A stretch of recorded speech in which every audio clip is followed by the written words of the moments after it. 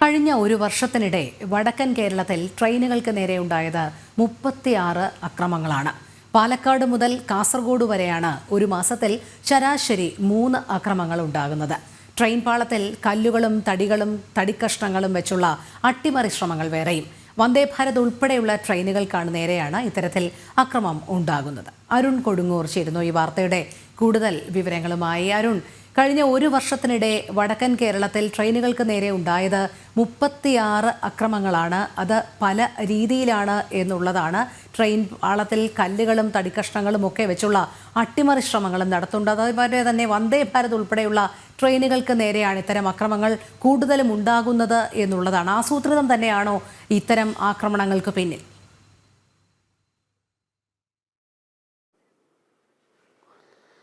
തീർച്ചയായും അതുതന്നെയാണ് ഏറ്റവും പ്രധാനപ്പെട്ട കാര്യം. എന്തായാലും വടക്കൻ കേരളത്തിലെ ഒരു കണക്കുകളാണ്, ഔദ്യോഗിക കണക്കുകളാണ് നമ്മൾ ഈ ഒരു വാർത്തയിലൂടെ പുറത്തുവിടുന്നത്. അതിൽ ഏറ്റവും പ്രധാനമായി പറയുന്നത് മുതൽ കാസർഗോഡ് വരെ കഴിഞ്ഞ ഒരു വർഷത്തിൽ ട്രെയിനുകൾക്ക് നേരെ ഉണ്ടായ അക്രമങ്ങളുടെ എണ്ണം 36 ചെറിയൊരു സംഖ്യയല്ല ഇത്. അത്ര വലിയ സുരക്ഷ ഉണ്ടായിട്ട് പോലും ഇതിനിടയിൽ കൃത്യമായ രീതിയിലുള്ള ഒരു അക്രമം ട്രെയിനുകൾക്ക് നേരെ ഉണ്ടാകുന്നു. ട്രെയിനുകൾക്ക് നേരെ കല്ലേറുണ്ടാകുന്നു. അതോടൊപ്പം തന്നെ ഈ ഒരു അക്രമങ്ങൾ നടക്കുന്നതിനൊപ്പം തന്നെയാണ് എന്നുള്ള ഒരു പുറത്തേക്കാണ് പല തരത്തിലുള്ള അട്ടിമറി ശ്രമം കൂടിയാണ് RPFന്റെ ഭാഗത്തു നിന്ന് നമുക്ക് ലഭിക്കുന്ന വിവരം.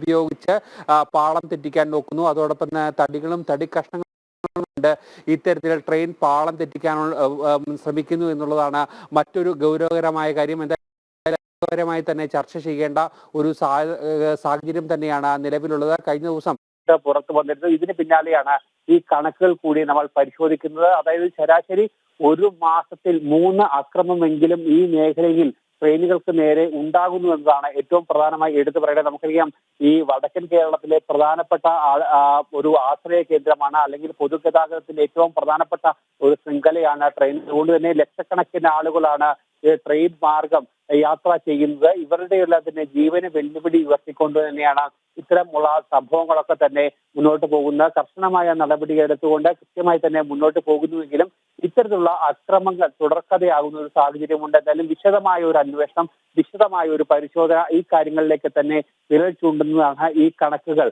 ഒരു മാസത്തിൽ 3 അക്രമമെങ്കിലും ഈ മേഖലകളിൽ ട്രെയിനിന് നേരെ ഉണ്ടാകുന്നു എന്നതാണ് ഏറ്റവും ഗൗരവകരമായ കാര്യം. ആ ഒരു വിഷയത്തിൽ കൃത്യമായ ഒരു ഇടപെടൽ കൂടിയാണ് ആവശ്യമായി വരേണ്ടത്. കാരണം ഇത് ഭാഗ്യം കൊണ്ടൊക്കെ തന്നെയും മറ്റ് വലിയ അപകടങ്ങളൊന്നും തന്നെ ഉണ്ടാകാതിരിക്കുന്നുവെങ്കിൽ പോലും ഈ ഒരു പ്രവണത അത് കൃത്യമായി തന്നെ പരിശോധിച്ചുകൊണ്ട് മുന്നോട്ട് പോകേണ്ട ഒരു സാഹചര്യത്തിൽ കൂടിയാണ് കടന്നു പോകുന്നത്. രോഹിണി. ശരി, അരുൺ കൊടുങ്ങൂറാണ് വിവരങ്ങൾ നൽകിയത്.